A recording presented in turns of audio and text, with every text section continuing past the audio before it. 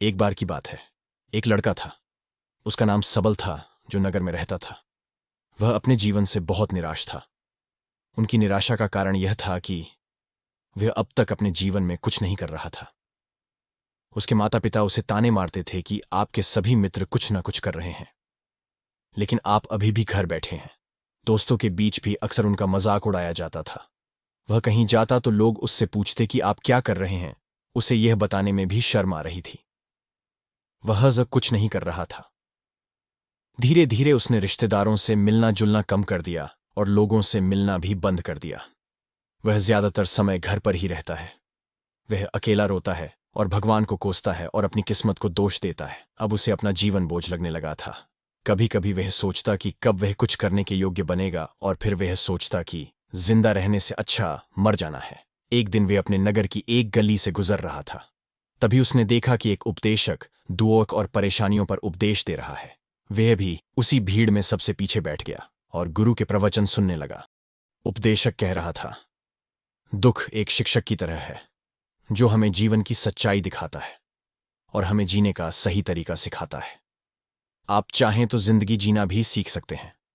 गुरुजी उपदेश दे रहे थे कि तुम चाहो तो कुछ भी हासिल कर सकते हो, और अगर चाहो तो एक कोने में बैठकर रो सकते हो।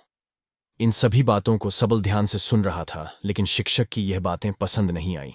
उसने खड़े होकर कहा कि कुछ भी सिखाने से दुख दूर नहीं होता। इसमें केवल दर्द होता है। दुख की पीड़ा अनंत है। ऐसा लगता है कि इसके बाद कुछ होने वाला नहीं है। इससे कुछ भी फर्क नहीं पड़ता है। इसके सामने तो मौत भी छोटी लगती है। उपदेशक ने कहा, फिर तुम्हारा दुख क्या है? सबल ने उसके सामने अपनी सारी व्यथा सुनाई और पूछा, मेरे दुख का कोई उपाय है तुम्हारे पास? यह सुनकर शिक्षक मुस्कुराए और बोले, तुम उस दिन मेरे पास आओ जब आपके जीवन में वास्तविक दर्द हो। मैं आपकी समस्या का समाधान अवश्य करूंगा। यह कहकर गुरु वहां से चला गया। सबल ने सोचा, कहीं मेरा दुख नकली तो नहीं है? क्या मैं जिस दर्द से गुजर रहा हूं वह नकली है? मेरा दुख कोई नहीं समझ सकता। जब मां बाप नहीं समझते तो गुरु क्या समझेगा? उनके दुखों से व्यथित होकर सबल ने एक फैसला लिया कि अब वह कुछ करेगा। सबल ने एक छोटा व्यवसाय शुरू किया, पर उसे सफलता नहीं मिल रही थी। लेकिन उसके घर वाले पूछते हैं कि क्या वह कुछ कोशिश कर रहा है। वह अपने व्यवसाय में लगा रहा और धीरे धीरे उन्हें सफलता मिलने लगी। फिर उसने गति पकड़ी और केवल 3 साल के अंदर ही वह एक बड़ा बिजनेसमैन बन गया। अब सबल के आसपास ऐसे कई लोग थे जो उसकी परवाह करता था, जो उससे प्यार करता था। अब उनके परिवार के सदस्य भी उसकी तारीफ करते नहीं थक रहे थे। दिन ब दिन उसके मित्रों की संख्या बढ़ती जा रही थी। अब वह अपनी जिंदगी से बहुत खुश था। उनके कुछ दोस्तों ने उन्हें सलाह दी कि जब आप एक बड़ा बिजनेसमैन बनकर बहुत खुश हैं तो सोचिए आपको कितनी खुशी होगी अगर आप इस शहर और इस राज्य के सबसे बड़े बिजनेसमैन बन जाते हैं। कितने लोग आपसे जुड़ना चाहेंगे, आपकी कितनी बड़ी ख्याति होगी, और स्वयं राजा भी आपसे दोस्ती करना चाहेंगे और जरूरत पड़ने पर ही आपसे पैसे उधार लेंगे। दोस्तों की यह बात सबल के मन में घर कर गई। अब वह और पैसे कमाने की कोशिश करने लगा, लेकिन उसे यह सब बहुत ही जल्दी चाहिए था। वह समय बर्बाद नहीं करना चाहता था। उनका अधिकांश समय इन चीजों को प्राप्त करने में गलाने लगा। इसीलिए वह ऐसे काम करने लगा जो सही नहीं था। उसने बड़ा उधार लेना शुरू कर दिया। उसके दोस्तों से पैसे की मात्रा और अधिक मुनाफा कमाने के लालच में वह अपने माल में मिलावट करने लगा। उसने अन्य व्यापारियों के खिलाफ भी साजिश रची और उन्हें डराया धमकाया। जैसा उसके दोस्त कहते थे वैसा ही करता था। वह इन तरीकों से ज्यादा पैसा कमा रहा था, पर अब उसके जीवन में पहले जैसा चैन न था। उनके मन की शांति गायब हो गई थी और वह रात को सो नहीं पाता था। वह हंगामे में रहता था। वह सब कुछ पाकर भी उन्हें किसी चीज में सुख नहीं मिल रहा था। एक दिन सबल अपनी गाड़ी में कहीं जा रहा था। तभी रास्ते में उन्हें उपदेशक का आश्रम दिखाई दिया।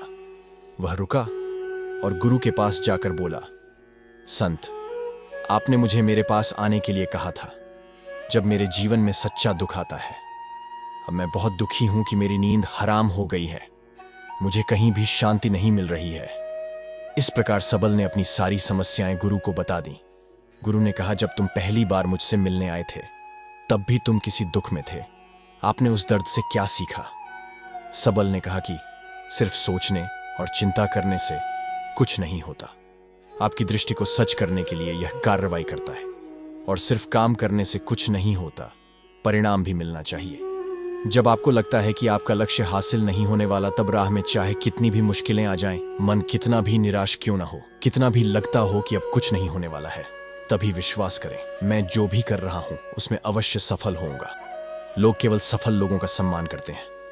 कोई कितना भी अच्छा क्यों ना हो, वह हमेशा लोगों की नजरों में बोझ बने रहते हैं। यह सब सुनकर उपदेशक मुस्कुराया और बोला, जब आपके पास है तो यह वास्तविक दुख नहीं है। अपने जीवन में वास्तविक दुख आए तब मेरे पास आओ, मैं उसे ठीक कर दूंगा। सबल ने जाते समय साधु को सोने के सिक्कों से भरा घड़ा भेंट किया। घड़े को देखकर गुरु ने कहा कि यह मेरे किसी काम का नहीं है, उस पेड़ के नीचे गड्ढा खोदकर गाड़ दो। सब्बल ने घड़े को पेड़ के नीचे दबा दिया, जैसा कि गुरु ने बताया, और वहां से चला गया। कुछ दिनों से कारोबार ठीक चल रहा था, लेकिन व्यापार के गलत तरीके के कारण धीरे धीरे उसे व्यापार में घाटा होने लगा। उसकी सारी दौलत धीरे धीरे खत्म होने लगी, और एक दिन ऐसा भी आया जब उसके पास कुछ भी नहीं बचा और उस पर कर्ज का बोझ चढ़ गया था। परंतु वह निश्चिंत था, क्योंकि उसने अपना सारा कर्ज अपने दोस्तों से लिया था। उसने सोचा कि उसके दोस्त बुरे वक्त में उनके साथ खड़े रहेंगे, लेकिन ऐसा कुछ नहीं हुआ। जैसे ही बुरा वक्त आया, दोस्त पहले उससे कर्ज मांगने लगे। अगर उसने कर्ज नहीं लौटाया, उन्होंने उसे जान से मारने की धमकी भी दी। उनके सभी शुभचिंतक और प्रियजन उससे दूर हो गए। उसके दोस्त जो उसके साथ मस्ती किया करते थे, अब उससे दूर भाग रहे थे। उसका परिवार उसकी गलतियां और कमियां गिनने लगा। उनकी सारी संपत्ति नीलाम कर दी गई और उसके पास कुछ भी न बचा। जब उसने अपने पिता से मदद मांगी, पिता ने कहा कि मेरे पास थोड़ी सी संपत्ति है, मैं तुम्हारी मां को क्या कहूंगा अगर मैं तुम्हें दे दूं। यह संपत्ति हमारा अंतिम उपाय है। सबल के मन में गहरा दुख छा गया। उसके आसपास कोई नहीं था जो उनके दुख को समझ सके, जो उसे संभाल सके। जनता के इस विश्वासघात के कारण वह अंदर से टूट चुका था। वह सोचने लगा कि अब जीने का क्या मतलब है, अब मौत ही मेरा सहारा है। वह आत्महत्या करने के लिए पहाड़ी पर जा रहा था। तब से उसे याद आया कि उस शिक्षक ने उससे कहा था, मेरे पास आओ जब तुम्हारे जीवन में वास्तविक दुख हो। सबल गुरु के पास गया और अपनी सारी व्यथा सुनाई, आंखों में आंसू लिए। उसने कहा, हे गुरुजी, मेरे दुख का निवारण कीजिए। गुरु ने कहा, जब जीवन में असली दुख होता है तब मेरे पास आ जाना, मैं इसे जरूर ठीक करूंगा। सबल ने कहा कि ये क्या हो रहा है, मेरी जिंदगी में अभी दुख नहीं है तो आखिर असली दुख क्या है। गुरुजी ने सबसे कहा कि पहले आप मुझे बताओ, आपने अपने दुख से क्या सीखा। सबल ने कहा कि मैंने वह सीखा, जो लोग हमारे जीवन में आते हैं वह हमारी सफलता और प्रगति के कारण वो हमें धोखा जरूर देंगे, क्योंकि बुरे समय में वे हमारे साथ नहीं खड़े होंगे। वे अच्छे समय में ही हमारा फायदा उठाएंगे और बुरे समय में हमें छोड़ देंगे। उन लोगों पर ही भरोसा करें जो हमारे बुरे समय में हमारे साथ खड़े रहते हैं, लेकिन ऐसे लोग बहुत कम होते हैं। लेकिन जिनके पास है, उन्हें उनकी सराहना करनी चाहिए, उनका अपमान नहीं करना चाहिए। मैंने कभी भी किसी के खिलाफ साजिश नहीं रखना चाहिए। अपना काम ईमानदारी और धैर्य से करें और कभी लालची मत बनो। अपने सारे दुख, दर्द और अनुभव बयां करने के बाद सबल गुरुजी के सामने आंखों में आंसू लिए बैठ गया। कुछ देर बाद साधु उठे और पेड़ के नीचे एक गड्ढा खोदा और घड़ा निकाल लिया जो सोने के सिक्कों से भरा हुआ था। उसने सबल को देकर कहा, मेरे पास आओ जब तुम्हारे जीवन में वास्तविक दुख हो। सबल ने अपने शिक्षक को धन्यवाद दिया और उसे प्रणाम करके चला गया। उस पैसे से उन्होंने एक छोटा सा व्यवसाय शुरू किया। अब वह छोटा व्यापारी बनकर भी खुश हैं। उन्होंने पूरी लगन और ईमानदारी से कारोबार किया। जल्द ही वह अपने शहर का एक बड़ा व्यापारी बन गया। उनका जीवन सुख सुविधाओं से भरा हुआ था। लेकिन कोई कितना भी अच्छा क्यों ना हो, लेकिन जीवन में दुख आता है तो सबल के जीवन में भी दुख आते थे, अपने माता पिता की मृत्यु के रूप में। वे दोनों एक ही दिन मर गए। सबल अपने माता पिता से बहुत प्यार करता था, इसलिए उनके निधन से उन्हें गहरा सदमा लगा। वह शवों को ले गया, दोनों को श्मशान घाट ले गया जहां अंतिम संस्कार किया गया। वहां उसने अपने माता पिता का शव जलता हुआ देखा तो उनका मन बेचैन हो उठा। उसके मन में कई सवाल उठने लगे। वह घर वापस आ गया। उसने अपने माता पिता के घर और संपत्ति को देखा जिसके लिए उनके पिता हमेशा लड़ते रहे, आज जो छूटा पड़ा है। जिन्होंने इसकी देखभाल की, इसके लिए लड़ने वाले इस दुनिया से चले गए।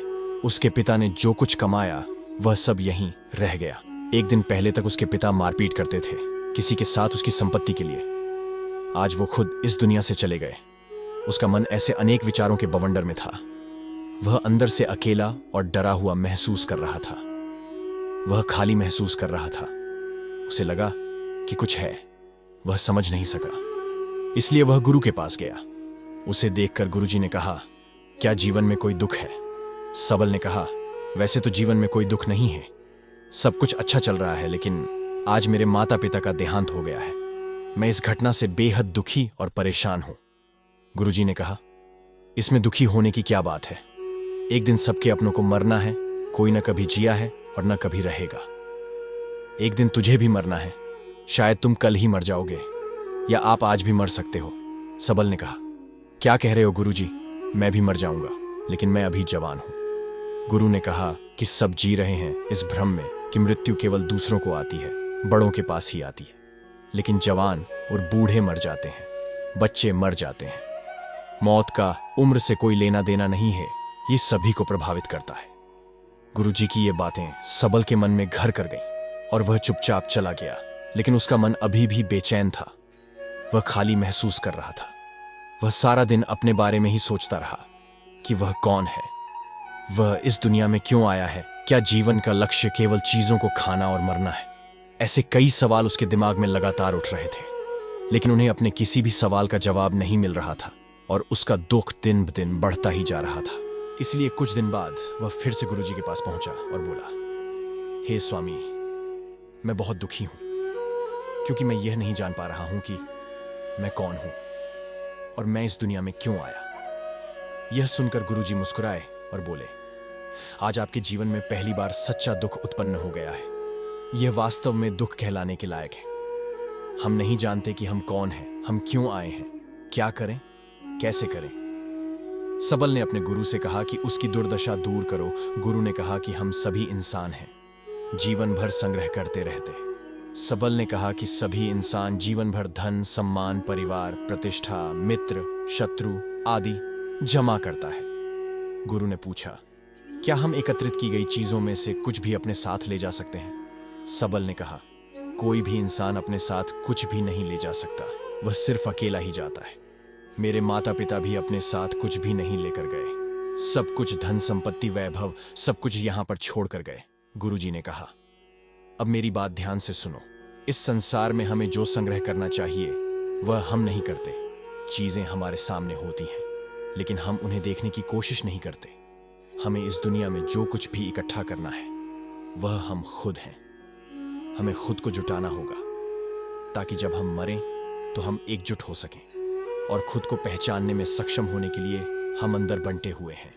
हम प्यार, नफरत, गुस्सा, ईर्ष्या में बंटे हुए हैं। क्रूरता, धन, स्थिति, प्रतिष्ठा, सम्मान, पहचान, धर्म, जाति, सैकड़ों, हजारों ऐसी चीजों और इच्छाओं में हम विभाजित हैं और टुकड़ों में जीवन जी रहे हैं। इस विभाजन के कारण हमारी चेतना कभी एक नहीं हो सकती।